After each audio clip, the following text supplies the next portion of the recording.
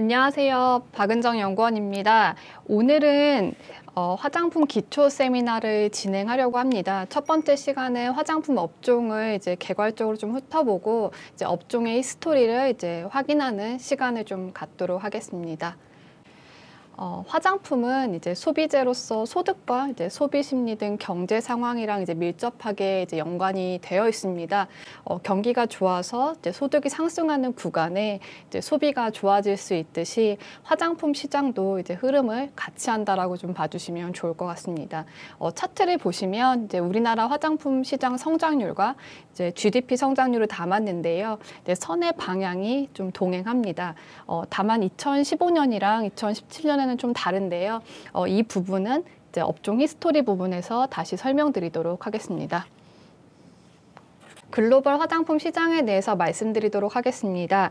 각 시장에 대한 규모와 성장률을 알아보고 어느 시장이 기회가 많은 시장인지 이런 부분들을 알기 위함이다라고 좀 봐주시면 좋을 것 같습니다. 글로벌 화장품 시장은 2010년도에 474조 원 규모로 형성되었었습니다. 근데 연평균 2% 정도의 성장률로 성장해서 2019년도에는 565조 원 정도의 규모까지 좀 확대됐다라고 좀 봐주시면 좋을 것 같고요. 여기에 성장은 아시아가 많이 견인했지 않았을까라고 좀 보고 있습니다.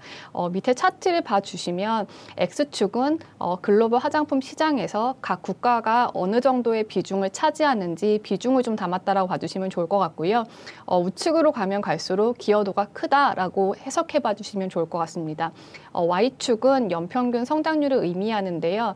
위쪽으로 가면 갈수록 이 지역의 시장이 강한 성장을 하는구나 이런 부분들을 좀 내포하고 있다라고 좀 봐주시면 좋을 것 같습니다. 미국은 전 세계적으로 가장 큰 시장이긴 한데 안정 성장을 하고 있다 이렇게 좀 해석할 수 있고요. 중국의 경우에는 두 번째로 큰 시장이지만 10%대 가까운 고성장을 하면서 전 세계 화장품 시장을 견인하는 가장 중요한 시장이다. 이런 부분들을 확인하실 수 있으실 것 같습니다. 일본은 큰 시장이긴 하지만 방일 중국인이 급감하면서 계속 시장은 약해지고 있다라고 좀 봐주시면 좋을 것 같고요. 한국의 경우에는 중국의 소비가 닿아서 시장이 그래도 고성장을 하고 있는 중요한 시장이다 이렇게 좀 설명드릴 수 있을 것 같습니다. 중국이 뭐니 해도 가장 중요하다 이렇게 해석해 주시면 좋을 것 같아요. 다음 부분은 어떠한 카테고리가 어느 시장에서 경쟁력이 있는지 이런 부분들을 확인하기 위한 장표라고 좀 봐주시면 좋을 것 같습니다. 우선 화장품 산업 내에서 대표 카테고리는 생활용품 기초 색조 순의 규모를 형성을 하고 있습니다.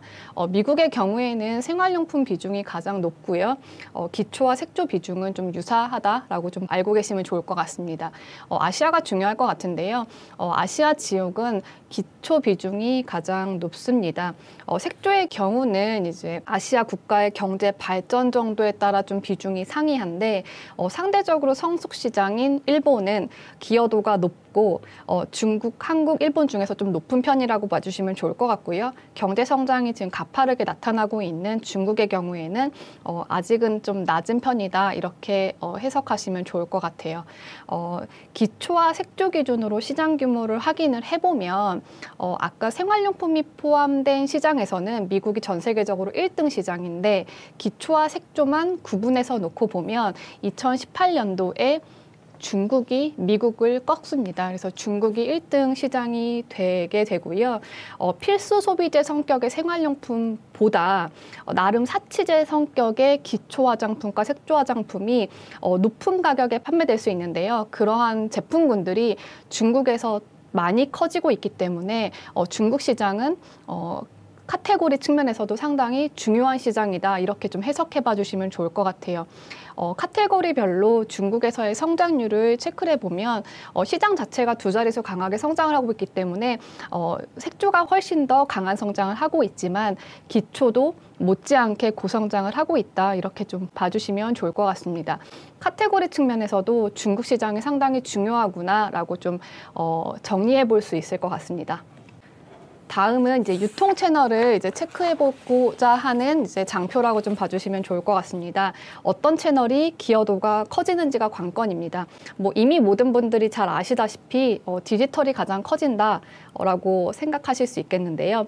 화장품 시장은 지속적으로 온라인 기여도가 커지면서 전통 채널인 뭐 백화점, 원브랜드 샵, 방판 이런 채널들이 계속 부진을 겪어왔습니다. 그래서 온라인 비중을 2019년도 기준으로 지역별로 체크를 해보면 중국 시장이 가장 페네트레이션율이 높은데 중국이 30%, 한국이 24%, 미국이 15% 정도 가량 온라인 시장이 전체 화장품 시장에서 형성되어 있습니다.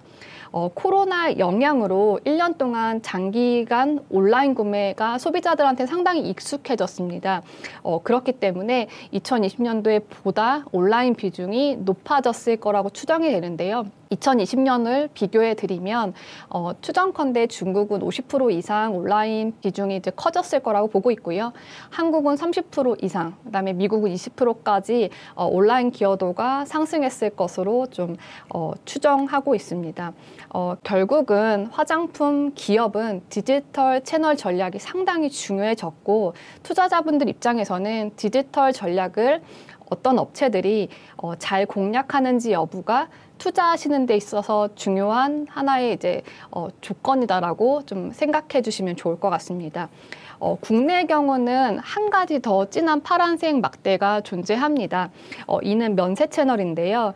중국의 화장품 시장 규모가 커지면서 이제 우리나라에서도 지속적으로 면세 시장이 확대되고 있었습니다.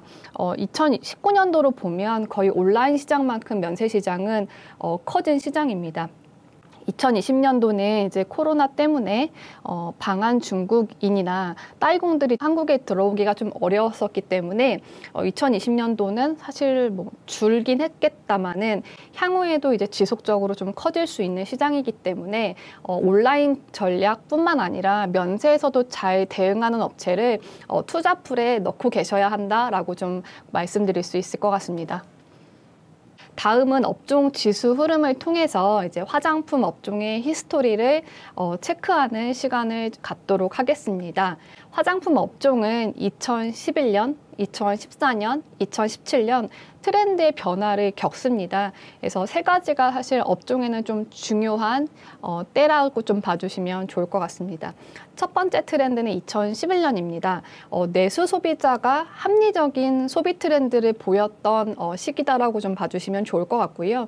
2011년에는 우리나라 화장품 시장에 다양한 원브랜드가 출현하고 그다음에 급증하는 시기를 맞이합니다. 그래서 주목된 브랜드가 아모레퍼시픽 그룹의 자회사인 이니스프리, 에뛰드 이런 브랜드들이 있고요.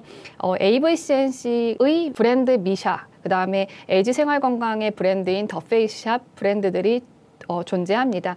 이 당시에는 화장품 제조 기술력도 어느 정도 성장했고 그다음에 자금력 있는 이런 큰 그룹들이 원브랜드 샵을 오픈하면서 중저가 브랜드들이 상당히 확대된 시기라고 좀 봐주시면 좋을 것 같습니다.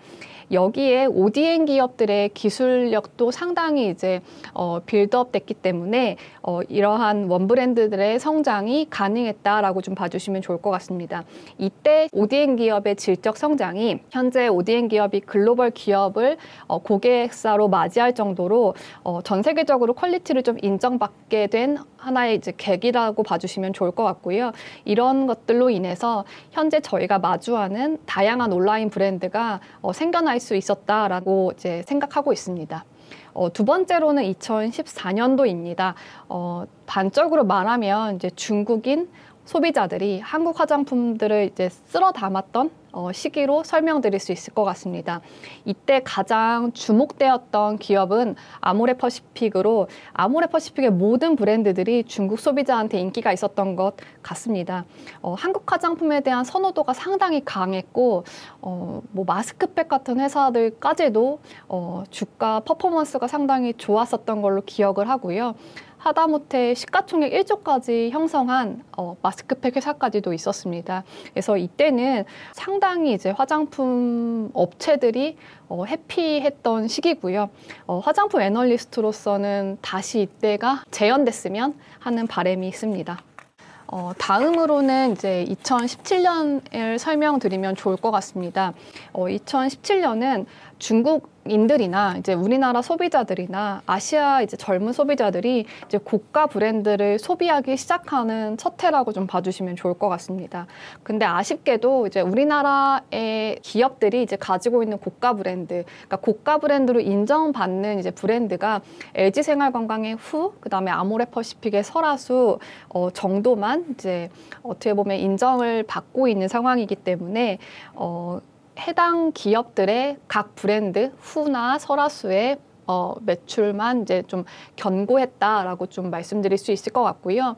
대다수 중저가 브랜드들은 사실 어려운 시기를 좀 겪게 되었다라고 좀 봐주시면 좋을 것 같습니다. 사실 이러한 트렌드가 지금까지 지속되고 있는 상황이고요. 중저가 브랜드들은 사실 오래된 브랜드들은 상당히 노후화됐고 노후화된 브랜드들은 사실 뭐 소비자들은 등 돌리기 되게 쉬운 시장 환경이 되었기 때문에 계속 브랜드를 리뉴얼하고 신제품을 출시하는 시도를 통해서 변화돼야 되는 상황이 계속 연출되는 것 같습니다. 그래서 현재는 좀 그러한 부분들이 좀 어려운 상황이다라고 좀 말씀드릴 수 있을 것 같고요. 이후에는 뭐 2016년도에 이제 사드 배치 때문에 뭐 반환 감정으로 이제 화장품 업체들이 좀 어려웠고 지난해는 이제 코로나 때문에 화장품 업체들뿐만 아니라 전 세계적으로 좀 모든 업종들이 좀 시련이 있었지 않았나라고 좀 보고 있습니다. 긍정적인 부분은 이제 현재 화장품 업종들의 이제 기업 가치가 상승을 하고 있습니다. 이유인즉슨 코로나 기간 동안에 비용 축소들을 뭐 단행을 해서 효율화된 체력으로 이제 2021년을 맞이하는 업체들도 있고요. 그다음에 브랜드 쇄신을 통해서 강한 수요를 견인하기 위한 행동들을 좀 보이는 기업들도 있습니다. 이런 업체들이 사실상 전반적으로 업종의 이제 수요 회복 이런 부분들을 이제 기대할 수 있는 업체들이지 않을까 싶고요. 이런 업체들이 이제 2021년도에 이익까지 상당히 좋아진다면 업종이 상당히 관심을 받을 수 있는 한 해가 2021년이지 않을까 싶습니다. 여기까지 첫 번째 세미나에서 준비한 내용을 설명드렸고요. 다음 시간에는 화장품 밸류체인, 그다음에 그에 대한 손익구조를 설명드리는 시간을 갖도록 하겠습니다. 감사합니다.